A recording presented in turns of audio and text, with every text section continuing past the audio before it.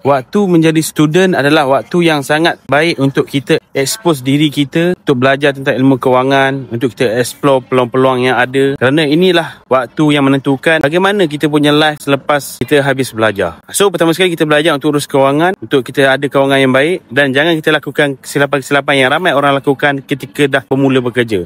Dan sambil tu, cuba untuk grab dan beri peluang pada diri kita untuk lakukan benda baru, cuba peluang-peluang yang baru, kerana kita tak tahu yang mana peluang yang kita akan berjaya. Kita kena faham bahawa sebagai student sebenarnya kita kena latih diri untuk kita lakukan multitasking job. So, dalam kita belajar, sambil tu kita cuba urus masa untuk kita boleh lakukan banyak perkara. Kerana in real life, bila kita dah kerja nanti, kita dah ada rumah tangga, so sebenarnya kita sedang lakukan multitasking. So, kalau kita tak latih daripada hari ini, kita akan culture shock. Belajar sungguh-sungguh. Kalau ada peluang untuk explore dalam dunia bisnes, ambil peluang yang ada, kerana hidup hanya sekali. Alang-alang hidup, biarlah kita menjadi manusia yang luar biasa.